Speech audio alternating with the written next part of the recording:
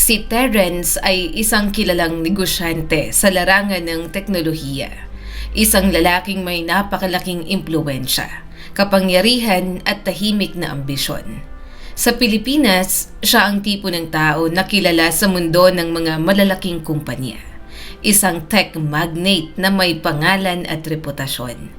Mayroon siyang 2 anak na lalaki, sina Marlon at Patrick. Lumaki sila sa iisang marangyang tahanan. Parehong minahal ng pantay at parehong pinag-aral sa pinakamagagandang eskwelahan. Sa panlabas, tila pareho ang kanilang pinanggalingan. Ngunit habang lumalaki sila, unti-unting nahubog ang 2 magkaibang pagkatao. Si Marlon, ang panganay, ay tila isinilang para sa negosyo. Namana niya ang talas ng isip ng kanyang ama pagdating sa pera at pamumuno. Sa murang edad na 30, isa na siyang matagumpay na negosyante. May sariling software company na patuloy ang paglago. Ang bawat hakbang niya ay puno ng kumpiyansa. Parang isang lalaking alam na alam kung saan siya patungo sa buhay. Samantala, si Patrick ay kabaliktaran. Tahimik, mapagmuni-muni, at malambing ang puso. Hindi siya nahumaling sa ingay ng lungsod o sa kinang ng pera. Ang nais niya ay isang simpleng buhay. Sa araw na siya'y mag-18, nag-impake siya ng kanyang mga gamit at tuluyang umalis sa kanilang tahanan. Pinili niyang manirahan sa isang maliit at tahimik na probinsya. Isang lugar na matagal na niyang pinapangarap. Isang lugar kung saan ang hangin ay sariwa at ang lupa ay may amoy ng buhay. Patrick, anak, bakit mo naman pipiliin na doon ka tumira? Minsang tanong ng ama nilang si Terence. May halong pagkalito at pagkadismaya sa boses. Tingnan mo si Marlon, ang bilis ng pag-angat niya. Nagpapatayo ng negosyo, lumalaki ang pangalan. Kaya mo rin yun. Baka nga mas magaling ka pa kaysa sa kanya. Pumasok ka na sa negosyo at tutulungan kita. Bibigyan kita ng puhunan. Bakit mo sasayangin ang potensyal mo sa isang lugar na halos walang nangyayari? Hindi maintindihan ni Terence ang desisyon ng kanyang bunsong anak. Ang anak na lihim niyang mas pinapaboran, mas malapit sa puso niya. Ngunit nagsalita si Patrick. Hindi po, Dad. Sana maintindihan ninyo. Kalmado pero matatag ang boses. Hindi ito pagtakas, ito ang gusto ko talaga. Hindi para sa akin ang buhay sa syudad. Ang ingay, ang pagmamadali. Pangarap ko pong magtanim. Gusto kong mag-alaga ng lupa, magbigay ng sariwa at masustansyang pagkain sa mga tao. Ano po ang mali doon? Magtatayo ako ng sarili kong farm at hindi ko kailangan ng puhunan mula sa inyo. Ang kanyang determinasyon ay parang isang matandang puno. Matibay at hindi matitinag. Nang mapagtanto ni Terence na hindi na niya mababago ang isip ng anak, napabuntong hininga na lang siya. At sa huli, tinanggap niya ang desisyon ni Patrick kahit mabigat sa loob niya. Simula noon, naging bihira na ang kanilang pagkikita. Ang dating malapit na ugnayan ay napalitan ng distansya. At ang 2 magkapatid, halos tuluyan ng nagkahiwalay ng landas. Si Marlon abala sa mundo ng negosyo. Punong-puno ng malalaking deal, magagandang party at walang katapusang kayamanan. Samantala, si Patrick namuhay sa katahimikan ng probinsya. Araw-araw na trabaho sa lupa at kalaunan natagpuan ng simpleng kaligayahan. Isang asawa at isang anak. Lumipas ang mga taon at halos wala ng komunikasyon sa pagitan nila. Hindi dahil sa galit, kundi dahil tila wala na silang pagkakapareho. At ang muling pagtatagpo ng magkapatid ay dumating sa isang malungkot na pagkakataon. Ang libing ng kanilang ama. Biglang inatake sa puso si Terence at tuluyang pumanaw. Sa burol, nagkitang muli sina Marlon at Patrick. Nagyakapan, ngunit may halong pagkailang. Nagbigay ng pakikiramay sa isa't isa, ngunit walang lalim ang usapan.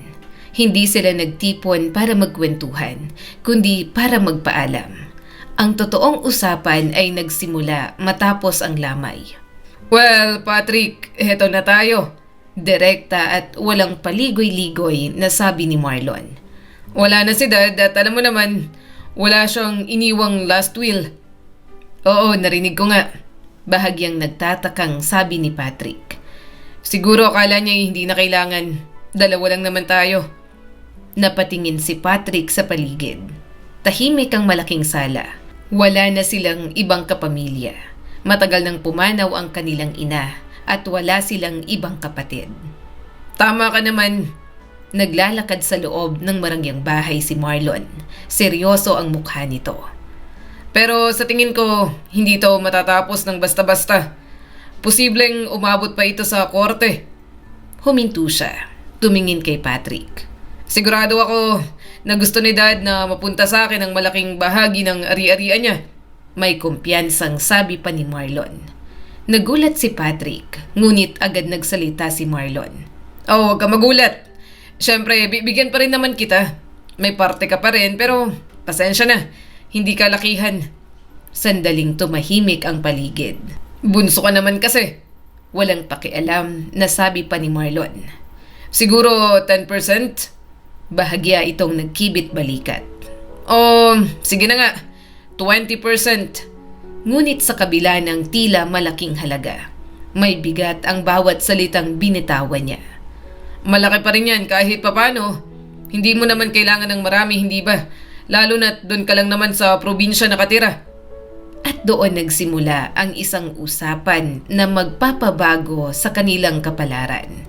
May kakaibang lamig sa boses ni Marlon, bagamat pilit pa rin niyang pinapakitang maayos ang tono. Unti-unti na itong nagiging matalas, parang kutsilyong dahan-dahang hinihiwa ang hangin. Napakunot ang noo ni Patrick. Talaga? May halong pagtataka at bahagyang diin. Anong ibig mong sabihin sa malaki? At kung ganon, magkano ang mapupunta sa'yo? Ngumisi si Marlon sabay kibit balikat. Anong pakialam mo kung magkano ang mapupunta sa akin? Lalong tumalim ang boses nito. Hindi mo naman gusto ang negosyo, di ba? At ikaw mismo ang nagsabi, hindi mo kailangan ng puhunan. Kaya ano pa ba ang problema? Lalong tumigas ang kanyang boses, punong-puno ng pangmamaliit. Ako ang sumunod sa yapak ni Dad. Patuloy pa ni Marlon. Samantalang ikaw, pinili mong lumayo, tumira sa probinsya, makipagkaibigan sa kalikasan. Bakit mo kailangan ng ganun kalaking pera? Tahimik saglit si Patrick. Ngunit sa loob niya, unti-unti nang kumukulo ang galit. Hindi mo pag-aari ang lahat, Marlon. Kontrolado ang boses pero ramdam ang init. Mana yun ni Dad. At hindi ako nanghihingi sa'yo. At hindi ko kailangang ipaliwanag kung bakit ko kailangan. Huminga siya ng malalim. Kailangan ko rin yun. Mas matatag na sabi ni Patrick. May pamilya ako at may anak akong may sakit. At higit sa lahat, karapatan nating dalawa ang mana ni Dad. Dapat pantay. Yun ang tama. Biglang natawa si Marlon. Isang tawang walang respeto. Patas? May pangungutya sa boses niya. Patawanin mo pa ako, Patrick. Ikinaway niya ang kamay na parang may itinataboy na langaw. Alam ko na may anak ka, pero anak lang yun at kung tutuusin, hindi pa nga tunay na apo ni Dad. Parang may bumagsak na bato sa dibdib ni Patrick sa narinig. At sa totoo lang, sapat na yung ibibigay ko para sa pagpapagamot niya. Ikaw naman ang nagsabing hindi mo kailangan ng pera, hindi ba? Walang pakundangan na sabi ni Marlon. Saglit siyang huminto at saka malamig na ngumiti. Pero kung ipipilit mong ipaglaban ang karapatan mo, edi sige, magkita na lang tayo sa korte. Ang mga salitang yon ay parang hatol. Malamig, mabigat at walang awa. Hindi na nagsalita si Patrick. Tinapos niya agad ang usapan at tahimik na umalis sa lamay. Ang dahilan niya, kailangan ko nang umuwi. Naghihintay ng asawa at anak ko sa probinsya. Mahinang sabi ni Patrick. May ilang nakarinig sa kanilang pag-uusap at hindi makapaniwala ang ilan sa tigas ng puso ni Marlon. Marlon, hindi ka ba masyadong mabigat sa kapatid mo? Mahinahon, ngunit puno ng pag-aalala na sabi ng kanilang tiyahin. Napabuntong hininga si Marlon at halatang naiirita. Tita Martha, please. Huwag niyo na akong sermonan. Tumaas ang kilay niya. Ano pa bang lambing ang kailangan niya? Hindi ba siyang umalis? Iniwan si Dad? Lumayas papuntang probinsya kahit tutol si Dad? Patuloy pa ni Marlon. Hindi siya tumigil. Ayaw niyang tumulong sa negosyo. Pinili niya ang sarili niyang landas. Gusto niyang mamuhay sa sarili niyang mundo. Bahagya siyang napangisi. At anong napala niya? Isang bagsak na negosyo. Isang kasal na hindi man lang niya ipinakilala kay Dad. Hindi man lang siya humingi ng payo. At ang huling sinabi niya, hindi pa nga siya nagkakaroon ng sariling anak. Ngayon may inampun siyang batang may sakit. Hindi pa natin alam kung anong problema. At aasahan niyang pera ni Dad para doon. Tumigil siya sandali at tumingin sa kanyang tita. Yun ba ang patas para sa inyo? Walang nakasagot. Walang tumutol. Sa isip ng marami, may punto si Marlon. Samantala, si Patrick ay nagmamaneho pa uwi. Tahimik ang kalsada, ngunit sa loob ng kanyang isipan, magulong-magulo. Paulit-ulit na bumabalik sa kanya ang mga salita ng kapatid. Bawat salita, parang sugat. Kailangan ba talaga niyang idemanda ang sarili niyang kapatid? Napailing siya sa ideya. Ang mga hearing, ang mahabang proseso, ang sakit ng laban sa korte, hindi niya kayang isipin. At higit sa lahat, wala siyang oras para doon.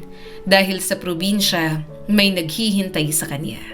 Ang asawa niyang si Gianna at ang anak niyang si Max. Si Max ay hindi nila tunay na anak. Inampo nila ito mula sa isang orphanage sa probinsya. Ngunit para kay Patrick, hindi hadlang ang dugo para magmahal. Mahal na mahal niya si Max, parang sariling anak.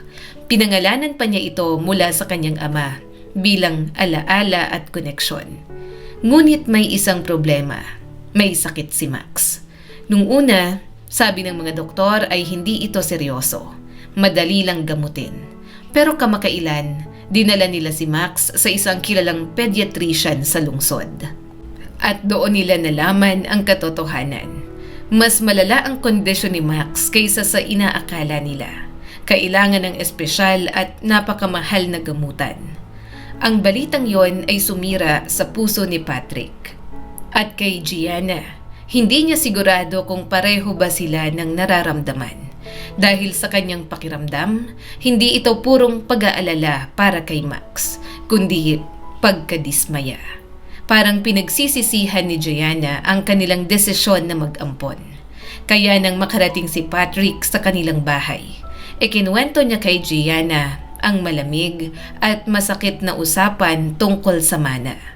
At hindi niya alam na ang susunod na mangyayari ay mas magpapabigat pa sa kanyang puso. Pagkarinig sa sinabi ni Patrick, napahawak si Gianna sa ulo niya. Ang dati niyang kalmadong mukha, biglang napalitan ng galit, pagkabigo at halos desperasyon. Ano? Mataas ang boses na tanong ni Gianna. Hindi makapaniwala. Ibig mong sabihin, gusto tayong tanggalan ng mana ng kapatid mo? Gusto niya tayong tuluyang isang tabi? Napabuntong hininga si Patrick. Pagod na siya. Sa burol, sa usapan. At ngayon, sa bagong gulong naghihintay sa loob ng sarili niyang bahay. Hindi naman tuluyan. Mahina at pilit pinapakalma ni Patrick ang sitwasyon. Sabi niya, bibigyan pa rin daw tayo ng kaunti. Siguro mga 10 o 20%. Ngunit sa halip na kumalma si Gianna, mas lalo pa itong nag-init. Patrick, minsan talaga sobrang utu-utu mo. Matalim ang tono nito. Hindi natin kailangan ang kakarampot niyang itatapon sa atin. Kailangan natin ang buong karapatan natin. Humugot siya ng malalim na hininga. Ngunit hindi nito napigil ang matagal ng kinikimkim na sama ng loob. At least man lang, sapat para sa pagpapagamot ni Max. At higit pa ron, ilang beses ko na bang sinabi sa'yo, pagod na ako sa pamumuhay na parang dukha. Parang rumaragas ang baha ang mga salitang matagal na niyang kinikimkim. Pagod na akong parang nakakadena sa lupang to. Araw-araw, putik, init, trabaho, pagod. Habang ang kapatid mo nagpapakasarap sa buhay sa syudad. Mas lalong tumaas ang kanyang boses habang nagsasalita. Namumula ang mukha ni Gianna at halos hindi mapakali ang mga kamay sa paggalaw. Kung makukuha natin ang mana, makakalipat pa tayo sa syudad.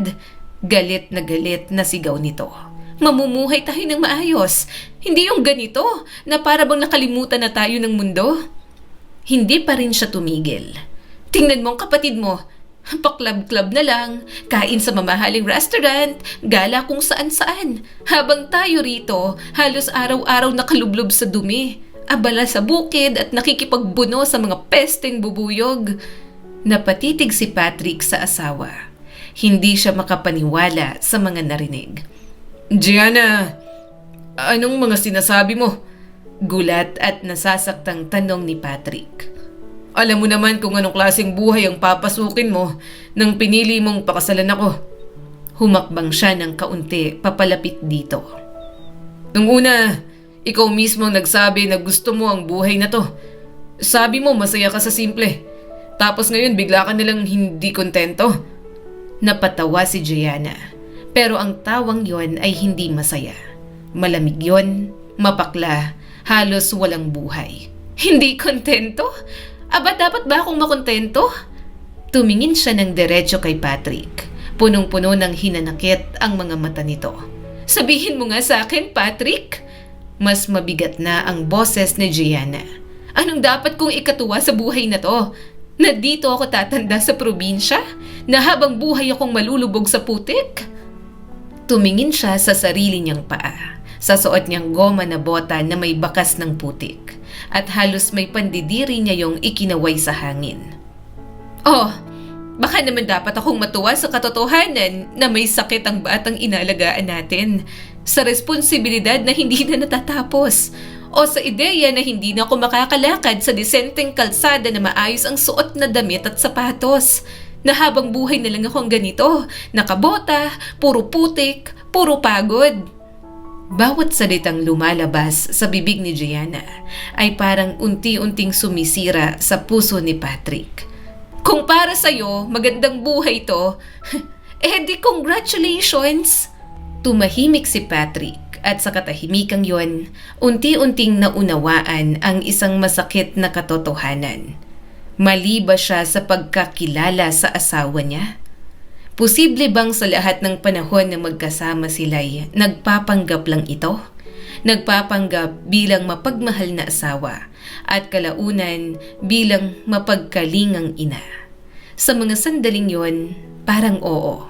Mula nang marinig ni Gianna na posibleng hindi nila makuha ang buong mana. Araw-araw itong nag-iiba. Mas naging mainitin ang ulo.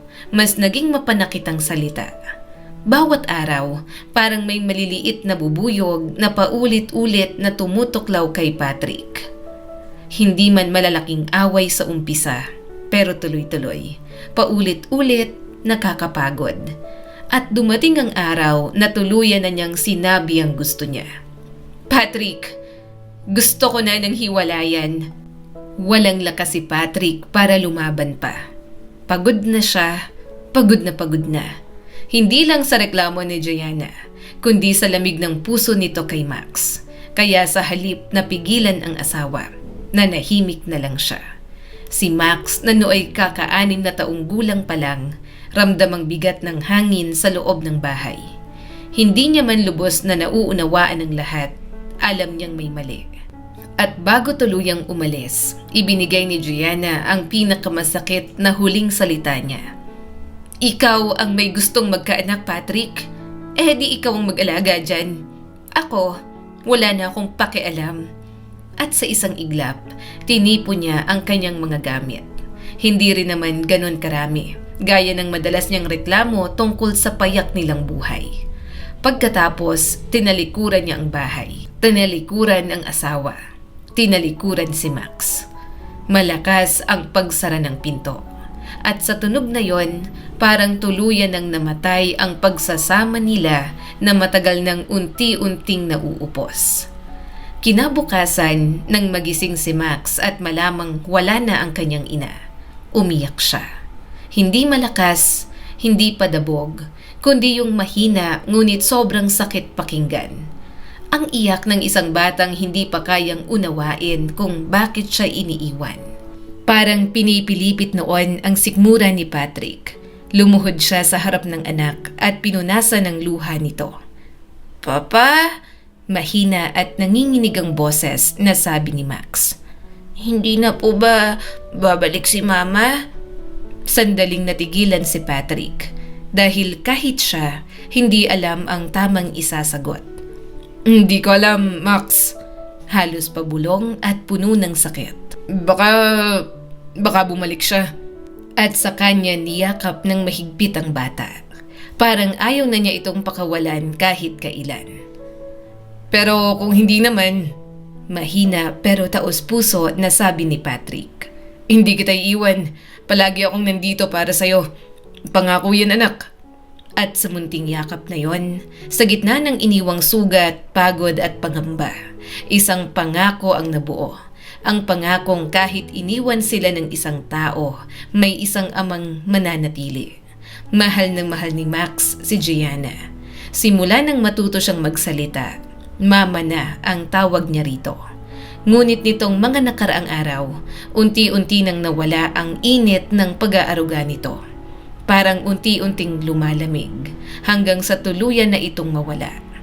Ngayon, naiwan si Patrick na mag-isa, kasama ang kanyang anak at ang mabigat na responsibilidad ng kanilang maliit na bukirin sa probinsya. Hindi na siya makabiyahe papuntang syudad. Wala na siyang oras para alamin kung ano ang susunod na hakbang ng kapatid niya. Wala siyang ideya kung ano na ang mga plano ni Marlon. Ang tanging hawak na lang niya ay pag-asa. Pag-asang sana kung umabot man sa korte ang lahat ay mananaig ang pagiging patas. Ngunit sa kabilang banda, hindi nagsasayang ng oras si Marlon. Simula pa lang, handa na siyang lumaban. Nakikipagkita siya sa mga kilalang abogado, nagpaplano ng bawat galaw, at ginagawa ang lahat para siguraduhing siya ang mananalo. Sa isang sandali, sumagi pa sa isip niya ang isang mapanganib na ideya. Ang gumawa ng peking testamento. Isang dokumento na kunwari bigla niyang natagpuan. Isang papel na magpapatunay na sa kanya dapat mapunta ang lahat. Ngunit sa huli, hindi niya ito itinuloy dahil alam niyang kapag nabunyag, mas malaki ang kapalit. Sa halip, umaasa siya sa kanyang abogado. Isang babaeng matalas ang isip at punong-puno ng kumpiyansa. Si Attorney Christie. "Napakadali lang nito, Sir Marlon." May kumpiyansang ngiti na sagot ng attorney. "Hindi magiging problema ang kapatid mo. Panalo na tayo." Ngunit kahit gaano kasigurado ang kanyang abogado, may kung anong bumabagabag kay Marlon. Isang kakaibang duda. Tahimik si Patrick, walang paramdam, walang reklamo, at para kay Marlon ang katahimikang yon ay mas nakakatakot kaysa sa ingay. Baka may plano siya. Yun ang pumasok sa isip ni Marlon. Kaya nagpasa siya na alamin ang totoo. Magpapadala siya ng tao, isang taong kayang pumasok sa buhay ni Patrick at magbalik ng impormasyon. At para sa trabahong yon, pinili niya si Ruby, isang dalagang kapos sa buhay. Paminsan-minsan nagtatrabaho bilang tagalinis sa kanyang malaking bahay. Isang araw, tinawag niya ito sa kanyang opisina. Isang modernong silid, malinis, malamig at walang emosyon. "Ruby, may ipapagawa ko sa'yo." Tahimik na nakinig ang dalaga. "Simple lang, pero kailangan na pagiging maingat." Iniabot niya ang isang papel. "May kapatid ako, si Patrick. Nakatira siya sa isang maliit na bukirin sa probinsya. Puntahan mo siya, kunin mo ang tiwala niya." Bahagyang nanlaki ang mata ni Ruby. "Alamin mo kung ano ang plano niya, anong diskarte niya sa mana, kung ano ang mga kahinaan niya." Tumigil siya sandali at saka binanggit ang halaga ng bayad. Isang halagang kayang magpabago ng buhay ni Ruby. Pero paano kung hindi niya ako tanggapin? Mahina at nag-aalangan na sabi ni Ruby. Ngumiti si Marlon, ngunit walang saya sa ngiting yon. "Gawan mo ng paraan. Umiiyak ka naman, hindi ba? Sabihin mong wala ka ng matitirhan. Wala kang makain. Sabihin mong kaya mong magtrabaho kahit ano. Kasambahay, katulong sa bukid, kahit ano. Tumitig siya ng diretso kay Ruby. Matatag ka naman, di ba? Kaya mong gawin to. Iniabot niya ang address. Diyan ka pupunta. Walang ibang pagpipilian si Ruby. Sa kanyang sitwasyon, ang alok na yon ay parang sagot sa problema niya. At kaya pumayag siya. Isang umaga sa isang tahimik na probinsya. Tumayo si Ruby sa harap ng bahay ni Patrick. Mabigat ang dibdib niya dahil alam niya ang dala niya ay isang kasinungalingan. Mahina siyang kumatok sa pinto. Samantala, sa loob ng bahay, si Patrick, pagod, lugmok, halos wala ng lakas. Mag-isa niyang binubuhay ang bukid, inaalagaan ng anak, at pilit tinatanggap ang sakit ng iniwang asawa. Nang marinig niya ang kwento ni Ruby, ang pag-iyak nito, ang kwento ng gutom at kawalan ng tirahan, hindi na siya nag-isip pa. Dahil sa likas niyang kabutihan, pinatuloy niya ang dalaga. Ngunit sa puso ni Ruby, may kirot. Dahil alam niyang ang taong pinapasukan niya ay mabait, tahimik at walang kaalam-alam sa tunay niyang pakay. At si Max, isang inosenteng bata na walang muwang sa lahat. Hindi mapakali si Ruby. Hindi siya komportable sa kanyang misyon. Samantala, si Patrick ay lubos na nagpapasalamat. Sa wakas, may tumulong sa kanya. At hindi siya nabigo. Si Ruby ay naging mahalagang bahagi ng kanilang tahanan. Masipag, maasikaso, at tahimik na kumikilos. Inaalagaan niya si Max na parang sariling anak. Pinapanatili niyang malinis ang bahay. At mula sa simpleng mga sangkap, nakakapagluto siya ng masasarap at mainit na pagkain. Unti-unting bumalik ang kaayusan sa bahay. At tuwing gabi, nagiging espesyal ang hapunan. Pagkatapos ng isang mahabang araw sa bukid, uupo si Patrick at ihahain ni Ruby ang pagkain. Tahimik ngunit may kakaibang ginhawa. At sa mga sandaling yon, unti-unting nagbubukas si Patrick. Ikinuwento niya kay Ruby ang lahat. Ang pag-alis ni Gianna, ang sakit ng iniwan at ang laban sa kapatid niyang gustong agawin ang mana. At hindi niya alam na ang taong pinagsasabihan niya ng kanyang sakit ay ipinadala mismo ng kanyang kalaban. Habang ikinikwento ni Patrick ang kanyang mga pinagdadaanan, may kung anong kumikirot sa dibdib ni Ruby. Hindi niya maiwasang ikumpara ang malamig at ambisyosong si Marlon at ang simple, tapat at mabuting si Patrick. Parang langit at lupa. At sa bawat araw na lumilipas, mas lalong bumibigat ang kanyang konsensya. Dahil ang misyon niya ay ang ipagkanulo ang isang mabuting tao. Para siyang naipit sa dalawang matitigas na bato. Sa isang banda, may pangako siya kay Marlon.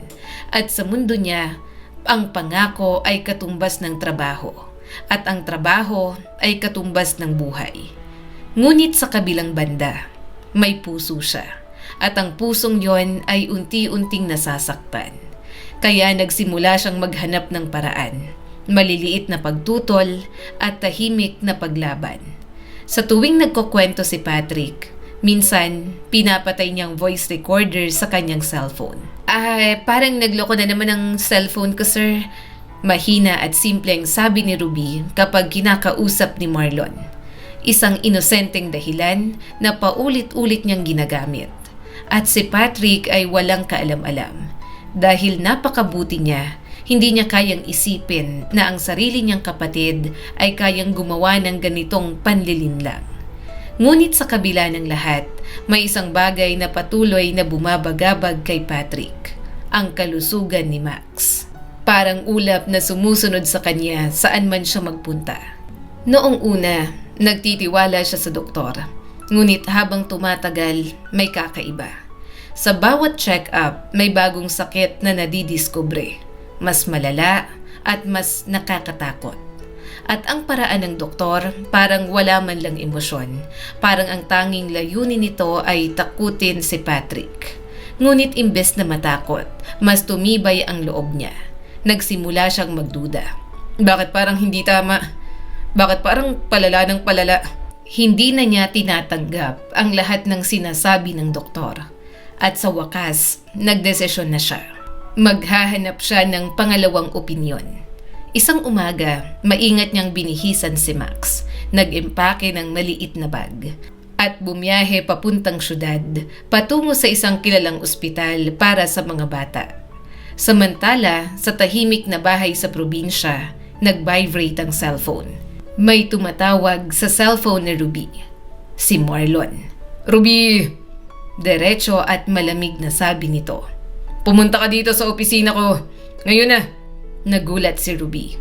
Napatingin siya sa paligid. Walang tao. Pero sir, wala po si Patrick at hindi ko po sinabi sa kanya na aalis ako. Hindi siya pinatapos ni Marlon. Pumunta ka agad at dalhin mo lahat ng recordings mo. Pwede ko naman pong ipadala. Tumalim ang boses ni Marlon. Sabi ko, pumunta ka. Huwag ka na makipagtalo. May mga bagay akong gustong pag-usapan ng harapan. Huwag mong sayangin ang oras ko. Wala nang magagawa si Ruby. Bago siya umalis, tumawag muna siya kay Patrick. Sir, may aasikasuhin lang po ako sa bayan. Nag-aalangang sabi ni Ruby. Babalik din po ako agad. Mapait sa kanyang bibig ang bawat kasinungalingan. Dahil sa totoo lang, napalapit na siya kina Patrick at Max. Sa kabutihang ipinakita ng mag-ama na malayong malayo sa mundong kinalakihan niya. At hindi niya kayang isipin kung anong mangyayari kapag nalaman ni Patrick ang katotohanan. Pagdating niya sa opisina ni Marlon, malamig ang paligid, parang walang buhay. Iniabot niya ang mga recordings at isa-isang ikinuwento ang lahat ng nalaman niya. Pagkatapos, papalabas na sana siya. Ngunit bigla siyang napahinto. May lalaking papasok. At nang makita niya ito, nanlaki ang kanyang mga mata. Ang doktor ni Max. Ang doktor na nagsabing malubha ang sakit ng bata. Nagmadali si Ruby. Magandang araw po. Ngunit hindi man lang siya pinansin ng doktor. Diretso itong pumasok sa opisina ni Marlon. At sa hindi niya maipaliwanag na dahilan, hindi umalis si Ruby. Tumayo siya sa may pinto at marahang inilapit ang tenga. Paano kung tungkol kay Max ang pag-uusapan nila? Mahina at may kabang bulong ni Ruby. At narinig niya ang sinabi ni Marlon. Oh, kumusta na? Maayos bang lahat? Ibang-iba ang boses ni Marlon. Hindi ito ang malamig na boses na narinig ni Ruby kanina. Sumagot ang doktor, kalmado at may kumpiyansa. Ayos na ayos. Lahat ay naaayon sa plano. Nanlalamig ang kamay ni Ruby. Walang kahit anong kahina-hinala sa mga medical records na ginawa ko. Patuloy na dinadala ng kapatid mo ang anak niya sa iba't ibang espesyalista. At lahat sila naniniwala sa kung anong mga sinulat ko sa reports. Huminto saglit ang mundo ni Ruby. Kaya huwag kang mag-alala. Sa ngayon, abalang-abala siya. Dere-derechong sabi ng doktor. Mas lalo pang bumigat ang hangin. Wala siyang oras para sa mana. Wala siyang oras para sa kaso. Wala siyang oras para sa kahit ano. Kung hindi ang gamutin ang anak niya sa mga sakit na hindi naman totoo. At doon, nabunyag ang isang napakalaking lihim. Ang sakit ni Max ay isang kasinungalingan. At sa oras na malaman pa niya ang totoo, panalo ka na. Yun ang huling linyang narinig ni Ruby mula sa doktor. At sa isang iglap, parang nanigas ang buo niyang katawan. Unti-unting pumasok sa kanyang isipan ang kahulugan ng lahat. Mga sakit na hindi naman talaga umiiral. Mga diagnosis na gawa-gawa lamang. Ibig sabihin, hindi totoong ganun kalubha ang kalagayan ni Max. Napahawak si Ruby sa kanyang dibdib. Hindi siya makapaniwala.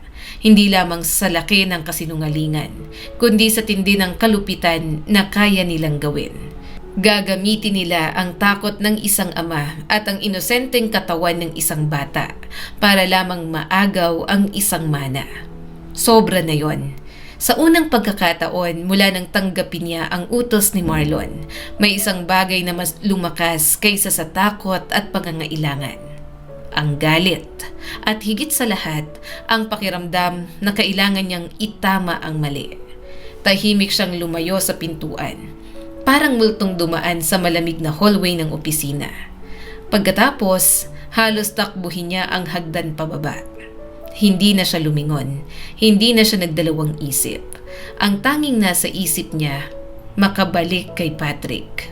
Ngayon, wala na siyang balak magtago pa. Sasabihin niya ang lahat, ang buong katotohanan, ang dahilan kung bakit siya napunta sa bukid, at ang tunay na plano ni Marlon. Sigurado si Ruby na kapag nalaman ni Patrick ang kanyang narinig, hindi galit ang una nitong mararamdaman, kundi malaking ginhawa. Dahil ibig sabihin, hindi pala ganun kalubha ang sakit ni Max. Baka hindi kailangan ng mamahaling operasyon. Baka hindi kailangan ang sunod-sunod na masakit na procedure. Baka hindi naman pala nakatadhana sa bata ang matinding paghihirap.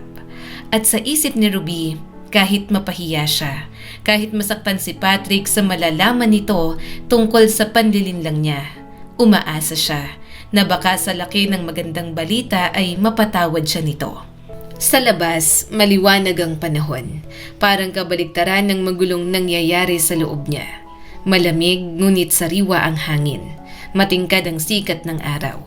At habang papunta siya sa terminal, parang mas magaan ang bawat hakbang niya. Nakahabol siya sa bus halos sa huling sandali. Kaya hindi na niya kinailangan maghintay. Pagpasok niya sa loob, tahimik at halos walang laman. At sa loob ng ilang segundo, iniisip niyang baka sa wakas kakampi na sa kanya ang tadhana.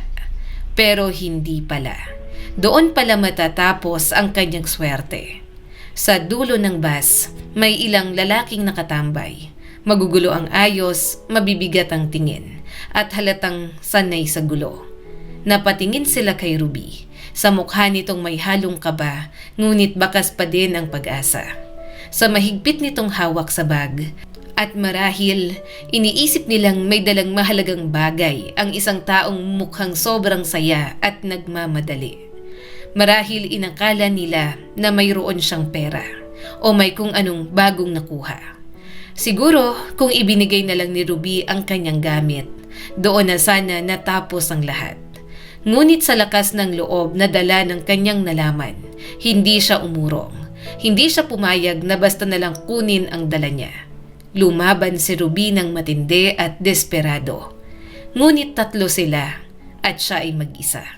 Walang awa siyang pinagbubugbog ng mga ito ng paulit-ulit. Parang wala siyang buhay na mahalaga.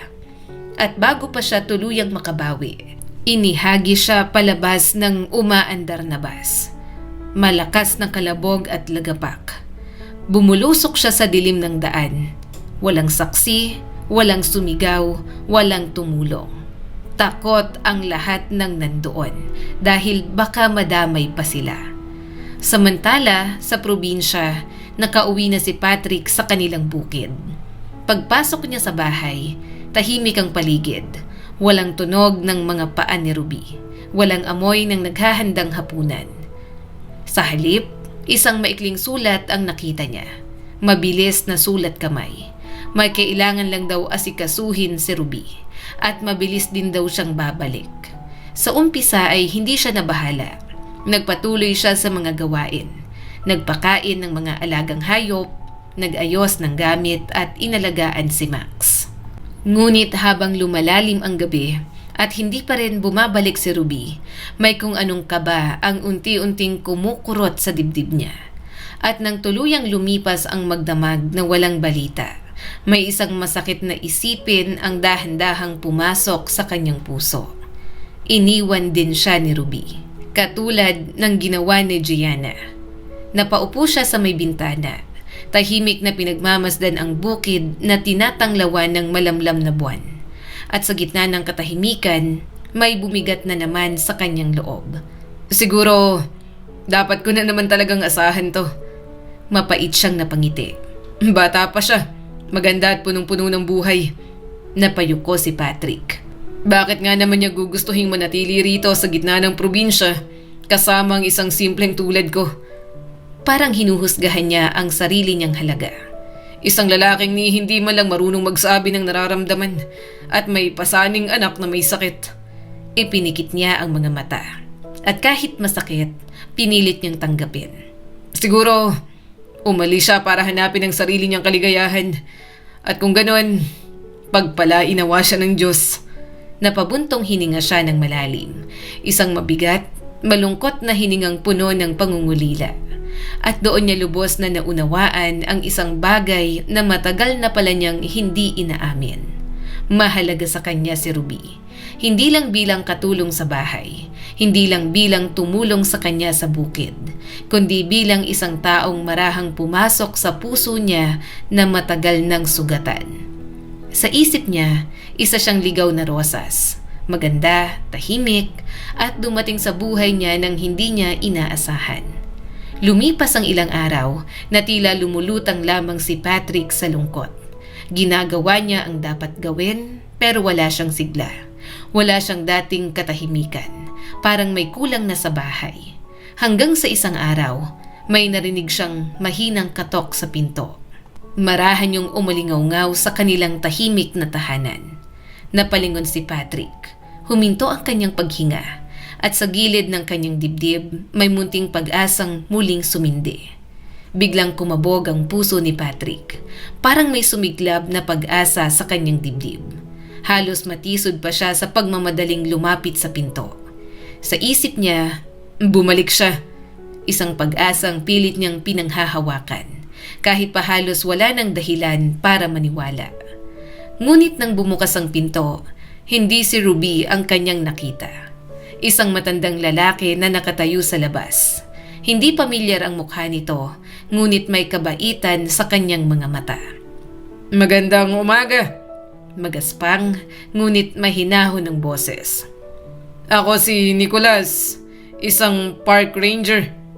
Ikaw ba si Patrick? Oo, ako nga. Bakit po? Naguguluhan niyang tanong. Tumango ang matanda, may lungkot sa kanyang mga mata. May nakita akong isang babae. Malapit sa daan dyan sa gubat. Malubha ang pagkakapalo sa kanya.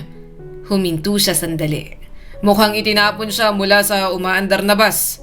Ruby ang pangalan niya. Parang gumuho ang mundo ni Patrick. Ano po? Halos sumigaw na siya. Nasaan siya? Anong nangyari sa kanya? Buhay pa ba siya? Tuloy-tuloy niyang tanong. Nanginginig ang kanyang boses, punong-puno ng takot.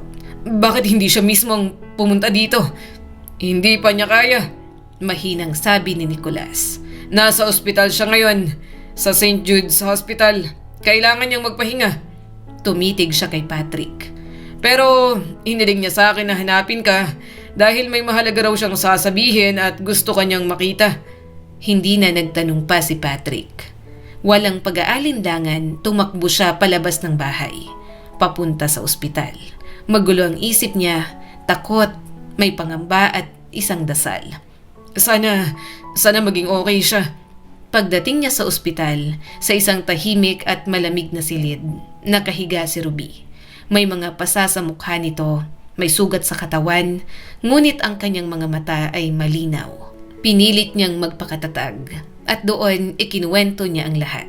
Lahat ng nalaman niya tungkol kay Marlon, ang plano nitong agawin ang mana, ang kasinungalingan ng doktor at ang pinakaimportanteng katotohanan, hindi totoong malubha ang sakit ni Max. Natigilan si Patrick, parang hindi niya agad maiproseso ang narinig. Ganun pala. Ang pagtataksil ng kanyang kapatid, parang panibagong sugat sa kanyang puso. Ngunit ang balitang yon tungkol kay Max, parang pagsikat ng araw matapos ang napakahabang gabi. Ibig sabihin, hindi kailangan ang mamahaling gamutan. Hindi kailangan ang paulit-ulit na takot. At higit sa lahat, may pag-asa. At nang makita niyang kahit sa kabila ng lahat ay mabubuhay si Ruby at gagaling, na puno ng matinding ginhawa ang kanyang puso. Marahan niyang hinawakan ang kamay ni Ruby. Hinaplos ang mga sugat nito. Alam mo, Ruby, noong akala ko iniwan mo na ako, natakot ako. Pagtatapat ni Patrick. Tumingin siya sa mga mata nito. At doon ko na-realize, mahal kita. Bahagyang ngumiti si Ruby. Kahit may sakit, kahit pagod, may init pa rin sa kanyang ngiti. At sa tingin mo, anong nararamdaman ko, Patrick? May luha sa mga mata ni Ruby, ngunit hindi yun lungkot, kundi pag-ibig. Ngunit para kay Patrick, hindi lang personal na kaligayahan ang nasa isip niya. May mas malaking laban pa siyang haharapin. Ang kaso laban sa kanyang kapatid. Ngunit ngayon, hindi na siya papasok sa laban na yon ng walang laban. May dala na siyang katotohanan. Isang katotohanan kayang wasakin ang lahat ng kasinungalingan ni Marlon. At nang dumating ang araw ng paglilitis, isa-isang lumabas ang ebidensya. Ang testimonya ni Ruby, puno ng luha, puno ng katotohanan, at ang patunay ng panlilinlang hindi na kayang itanggi pa. Tahimik ang korte, at sa huli, wala nang ibang pagpipilian ng hukom. Ibinigay ang desisyon. Pantay na hahatiin ang mana sa dalawang magkapatid. Isang desisyong nakabatay sa hustisya, hindi sa kasinungalingan. At sa wakas, nanalo ang katotohanan. Galit na galit si Marlon, punong-puno ng pait ang kanyang mukha. Ngunit kahit gaano pa siyang magalit, wala na siyang magagawa pa. Dahil ang batas ay hindi kayang baluktutin ng kasinungalingan. At habang abala siya sa kanyang mga plano para pabagsakin ang kapatid, may isa siyang bagay na hindi napansin. Ang sarili niyang negosyo. Unti-unti na palang bumabagsak. Ang dati niyang maunlad na tech company, naging pabaya siya rito. Hindi niya nabantayan ang operasyon, hindi niya pinansin ang mga babala. At dahil doon, halos mawasak ang kanyang pinaghirapan. Ang perang pilit niyang inaangkin, ang mana na halos ipaglaban niya ng marumi. Napunta lamang sa pagligtas ng kanyang nalulugmok na negosyo. Samantala, iba ang nangyari kay Patrick. Buong puso niyang tinutukan ang paggaling ni Max at gaya ng sinabi ni Ruby, hindi pala ganon kalubha ang kondisyon ng bata. Mas madali, mas simple at hindi kasing mahal ng inaakala nila. Unti-unting bumalik ang sigla ni Max at muli napuno ng tawa ang kanilang tahanan. Isang tunog na matagal nang nawala sa bahay na yon. Hindi rin nakalimutan ni Patrick ang sinabi niya kay Ruby sa ospital. At nang tuluyan itong gumaling, hindi na siya nagdalawang isip. Nagpakasal sila. Hindi ingrande, hindi marangya, kundi isang simpleng seremonya sa kanilang hardin. Napapaligiran ng mga taong tunay na nagmamahal sa kanila. At mula noon, magkasama nilang pinatakbo ang bukid. Magkahawak ang kamay, hindi lang sa trabaho, kundi sa layunin, sa pagmamahal, at sa isang bagong simula. Pinalaki nila si Max sa isang tahanang puno ng katotohanan, pag-aaruga at tunay na pagmamahal. Ngunit isang hapon, habang maliwanag ang araw at payapa ang paligid, may mahinang katok sa pinto. May dumating na hindi inaasahan. Si Gianna. Pagod, walang sigla, at tila wasak ang mga pangarap. Hindi niya nahanap ang kaligayahan sa syudad, ang pangarap niyang marangya. Nauwi lamang sa wala. At ngayon, bumalik siya. Umaasang tatanggapin siya ulit. Nayayakapin siya ng asawa at anak na iniwan niya. Ngunit, hindi siya pinapasok ni Patrick. Pasensya ka na, Gianna. Kalmado at matatag niyang sabi. Pero, hindi ka na namin kailangan. Tahimik, ngunit matigas ang kanyang boses. Iba na ang buhay namin ngayon. Anong ibig mong sabihin na namin? Naiinis na tanong ni Gianna. Para ka lang nagsasalita para sa sarili mo? At nang makita niya si Max na papalabas. Anak, hindi mo ba ako kilala? Ako si Mama. Ngunit ang sagot ng bata. Hindi, ang mama ko nandito. At itinuro niya si Ruby. Pagkatapos, tumalikod siya at bumalik sa loob ng bahay. Parang tinapos na niya ang lahat sa iisang sagot. Napako si Gianna sa kanyang kinatatayuan. At doon niya naunawaan, tuluyan na niyang nawala ang lahat. Wala siyang nagawa kundi ang umalis ng mag-isa. Bumalik sa mundong siya rin ang gumawa. Ngunit sa kabila ng lungkot ng kanyang kwento, may isa pang muling pagtatagpo. Ilang buwan pa ang lumipas, dumating si Marlon sa bukid ni Patrick. Hindi na siya ang dating mayabang. Hindi na siyang lalaking puno ng kumpiyansa, kundi isang taong tinuruan na ng buhay kung paano magpakumbaba. Maintindihan ko na, Patrick. Alam kong malaki ang kasalanan ko sa'yo. Sa'yo at kay Max. Mahinang sabi ni Marlon. Tumingin siya sa kapatid. Pero hindi ko kayang hindi pumunta dito. Kayo na lang ang natitira kong pamilya. Tahimik si Patrick. Ngunit sa kanyang mga mata, may pag-unawa.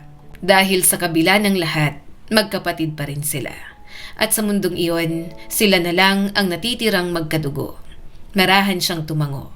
Isang tahimik na pagpapatawad. Sa paglipas ng panahon, mas lalong umunlad ang buhay ni na Patrick, Ruby at Max. Hindi man marangya, ngunit puno ng kapayapaan. Ang bukid na minsang tila pasan-pasan lamang ni Patrick ay naging tahanan ng pagmamahal. At si Max lumaki bilang isang batang masayahin, malusog at punong-puno ng pangarap.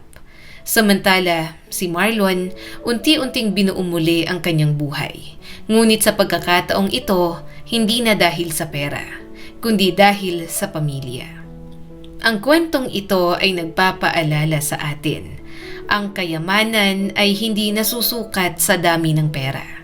Dahil ang taong sakim, kahit gaano pa karami ang hawak, ay nauubusan pa rin.